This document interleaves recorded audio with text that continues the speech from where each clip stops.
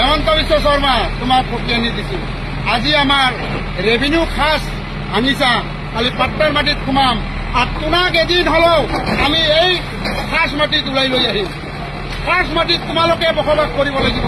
তোৰ 14 পিঢ়িয়ে খাস মাটিত বসবাস কৰবে। এতিয়াৰ পৰা আমি এটাই ধ্বনি দিম, নারে তাকবীর, আল্লাহু আকবার, নারে তাকবীর, আল্লাহু আকবার। আমি মাটি বাড়ি সব বিক্রি করি এদিন এদিন কামাই রোজি রোজগার করি আমি পাট্টার মাটি কিনিলাম। আর এই পাট্টার মাটি কিমান লাখ লাখ টাকা, কোটি টাকা হলো আমি কিনি লৈ কেনে তোমাক তোমাৰ ঘৰ পৰ্যন্ত আমি কিনিলাম। তাৰপিছত তোমাক পাট্টাৰ মাটি এৰাই খাস মাটিত বসবাস কৰিবলৈ আমি বাধ্য কৰাম। তেতিয়া চাম আপোনালোকৰ কি। আজি হয়তো মই মৰি যাম, মোৰ ল'ৰা ছোৱালীয়ে মোৰ নাতি পুতিয়া হলেও তোমাক খাস মাটিত ব্যৱহাৰ কৰিব দিব।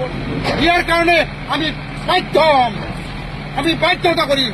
আৰু জিআই প্ৰশাসন লগাই দি আমাৰ যিটো অত্যাচাৰ কৰি আছা, সৰু সৰু ল'ৰা ছোৱালী মাকৰ গাখীৰ খায়, নান্দৰ কুঁৱাৰ পানী দমকল গোটেইখিনি ভাঙি দি আছে, পানী খোৱা পৰ্যন্ত আপোনালোকে ব্যৱস্থা কৰি দিছে।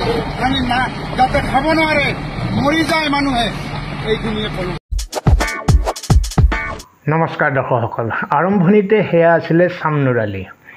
গোৱালপাৰাৰ উচ্ছেদস্থলীৰ পৰা তেওঁ এনেধৰণেৰে ডক্টৰ হিমন্ত বিশ্ব শৰ্মাৰ ওপৰত ক্ষোভ উজাৰি আছে।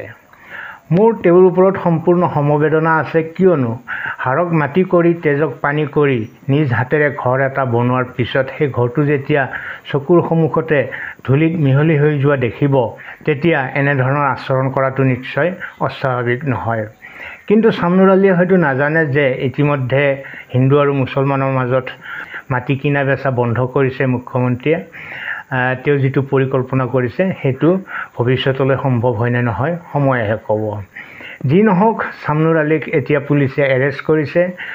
থানাত গৈ পুলিচে কেনেধৰণে চিকিৎসা কৰি আছে তেওঁ আৰু পুলিচেহে জানিব। দৰ্শকসকল, ইতিমধ্যে আমি সকলোৱে গম পাইছোঁ যে আজি পুৱাৰ ভাগতে পুলিচ আৰু উচ্ছেদিতৰ মাজত এক ভয়ানক সংঘৰ্ষ হৈ গৈছে, য'ত উচ্ছেদিতসকলৰ এগৰাকী যুৱক মৃত্যুমুখত পৰিছে আৰু আন এগৰাকী হস্পিটেলাইজ হৈ আছে। এই পৰিস্থিতিৰ কিয় সৃষ্টি হ'ল? চৰকাৰী পক্ষৰ মতে ইমান দিনে শান্তিপূৰ্ণভাৱে উচ্ছেদ চলি আছিলে আৰু যোৱাকালি ছয়গাঁৱত ৰাহুল গান্ধী আৰু মল্লিকাৰ্জুন খৰ্গে আহি ভাষণ দি যোৱাৰ পিছৰ পৰাই উচ্ছেদিতসকল উত্তেজিত হৈ পৰি এনেধৰণৰ পৰিস্থিতিৰ সৃষ্টি কৰিবলৈ উৎসাহিত হৈছে। আচলতে কি কৈছিলে মল্লিকাৰ্জুন খৰ্গে, অকণমান আমি শুনি লওঁ আহক। जो इन्होंने बुलडोजर लगाया, इविक्शन ड्राइव कराया, पिछले सप्ताह धुबरी में 2000 परिवारों के घरों को बुलडोजर लगाकर तोड़ दिया। लेकिन उनको याद रखना चाहिए, आने वाली कांग्रेस की सरकार जिन जिन लोगों के घर इन्होंने तोड़ा उनको हम बना के देंगे और उनको मदद करेंगे। দৰ্শকসকল, মল্লিকাৰ্জুন খৰ্গে অসমৰ পৰিস্থিতি সম্পৰ্কে কিমান জ্ঞাত মোৰ অকণমান সন্দেহ আছে। যিয়েই নহওক, চৰকাৰী পক্ষই তেওঁলোকক অভিযোগ দিলেও এক অৱৰ্ণনীয় পৰিস্থিতিৰ আমিও কামনা নকৰোঁ। এই সম্পৰ্কে বিৰোধী পক্ষৰ ফালৰ পৰা বিভিন্ন ধৰণৰ মতামত আহি আছে। অজিত কুমাৰ ভূঞাই আজি সংবাদমেল যোগে উচ্ছেদৰ বিৰোধিতা কৰিছে। গৌৰৱ গগৈ, অখিল গগৈ, লুৰিণ গগৈতো বিৰোধিতা কৰিয়ে আছে। দেৱব্ৰত শইকীয়াইও অকণমান উচ্ছেদৰ ক্ষেত্ৰত নৰম পন্থা অৱলম্বন কৰিবলৈ আহ্বান জনাইছে চৰকাৰক। এইখিনিতে গৌৰৱ গগৈ, অখিল গগৈ, লুৰিণ গগৈ সম্পৰ্কত বিজেপি বিধায়ক চক্ৰ গগৈ কি কৈছে আমি অকণমান শুনি লওঁ আহক। তিনিও গগৈ সন্দেহৰ আৱৰ্তত আছে। অসমীয়া মানুহে তেওঁলোকক ইতিমধ্যে সন্দেহ কৰিবৰ কাৰণে ইতিমধ্যে অৱকাশ বিচাৰি পালে।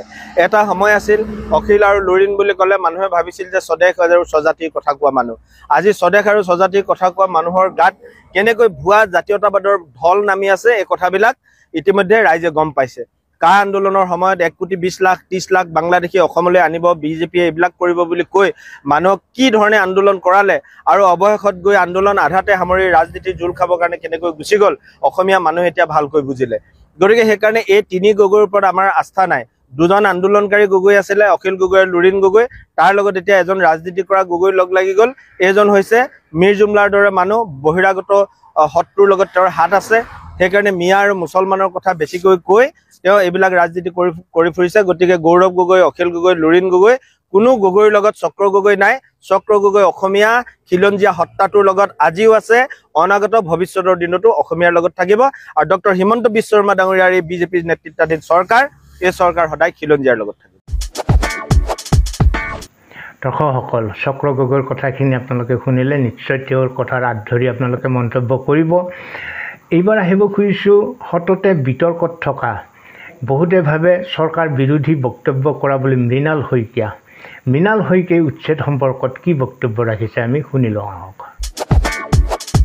প্ৰথম আৰম্ভ হৈছিল ঠিক তেনেধৰণে উজনি অসমৰ ঠাই বিশেষে এনেকৈ আৰম্ভ হৈছে ইয়াত যেনেকৈ আগ্ৰাসন আৰম্ভ হৈছিল একেলগে লাখ লাখ নহয় প্ৰথম ধৰক 10 ঘৰ 20 ঘৰ এনেকৈ আহি এতিয়া বেছি আহি গোটেই লাখ লাখ বিঘা মাটি তেওঁলোকে কেপচাৰ কৰিলে যেনেকৈ আমাৰ গোলাঘাটত আছে এটুকুৰা গোলাঘাটৰ মেৰাপানী নাগালেণ্ড আৰু অসমৰ সীমান্তৱৰ্তী অঞ্চলত এখন নেঘেৰী বিল বুলি গাঁও আছিল তেতিয়া মিচিং মানুহ 150 মান আছিল তেতিয়া সেইকাৰণে 150 মান মিচিং মানুহ আছিল তাক কয় নেঘেৰী বিল মিচিং গাঁও কিন্তু তালৈ এনেকৈ প্ৰব্ৰজনকাৰী আহি আৰু তেওঁলোকৰ এটা কথা থাকে প্ৰথম যেতিয়া কম থাকে এই বাংলাদেশী মুছলমানবিলাক যেতিয়া প্ৰথম কম থাকে সকলো মিলি জুলি থাকে কাৰোবাৰ ঘৰত কাম কৰিলে কাৰোবাক মাছকে খোৱালে যেতিয়া হেঁতৰ বেছি হৈ যায় তেতিয়া কি কৰে আমাৰ অসমীয়া হিন্দু সম্প্ৰদায়ৰ মানুহবিলাকক লাহে লাহে সৰু সুৰা অত্যাচাৰ কৰিবলৈ ধৰে যেনে তাৰ মিচিঙৰ গাহৰিটো যদি সিহঁতৰ বাৰীত যায় ক'ত যদি ধান খাই গোটেই ধানৰ পইচাটো দিব লাগিব এনেকুৱা ধৰণৰ অত্যাচাৰ কৰিবলৈ ধৰি এতিয়া সেই গাঁওখনত মিচিং মানুহ এতিয়া 50 ঘৰমান আছে আৰু হাজাৰ হাজাৰ মানুহ হৈ গ'ল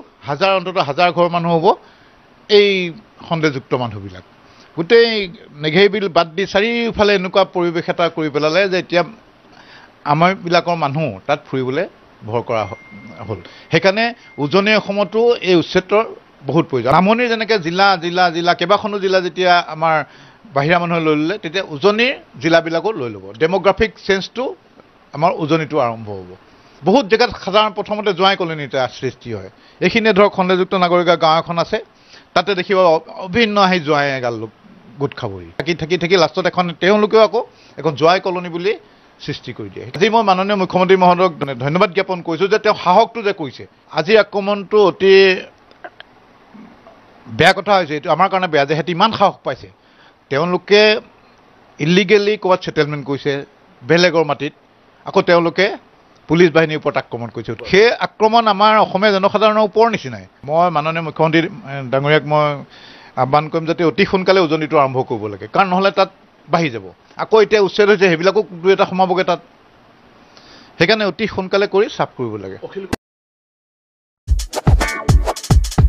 দৰ্শকসকল মৃণাল শইকীয়া বা চক্ৰ গগৈয়ে নহয় সামাজিক মাধ্যমত যদিহে আপোনালোকে লক্ষ্য কৰে তেনেহ'লে দেখিব যে বেছিভাগ অসমীয়া মানুহে উচ্ছেদৰ পোষকতা কৰিছে আনকি এনেকুৱা বহু মুছলমানৰ কমেণ্ট আমি পঢ়িছোঁ যিসকলে উচ্ছেদৰ পোষকতা কৰিছে হয়তো তেওঁলোক থলুৱা মুছলমান যি কি নহওক আপোনালোকে কি বিচাৰে উচ্ছেদ বিচাৰে নে নিবিচাৰে যদি কেনেধৰণেৰে বিচাৰে ডক্টৰ হিমন্ত বিশ্ব শৰ্মাই যি পদ্ধতিত উচ্ছেদ চলাই আছে সেই লৈ আপোনালোক সন্তুষ্টনে চক্ৰ গগৈ বা মৃণাল শইকীয়াৰ কথাত আপোনালোকৰ দ্বিমত আছে নেকি বা চামনুৰ আলীৰ কথাৰ প্ৰত্যুত্তৰ হিচাপে আপোনালোকে কি উত্তৰ দিব এই সমগ্ৰ কথা চালি জাৰি চাই আপোনালোকে যেন কমেণ্ট কৰিবলৈ নাপাহৰে আজিলৈ এৰিছোঁ ভালে থাকক কুশলে থাকক অসমত শান্তি প্ৰতিষ্ঠা হওক চিৰ শান্তি প্ৰতিষ্ঠা হওক সেই কামনাৰে ধন্যবাদ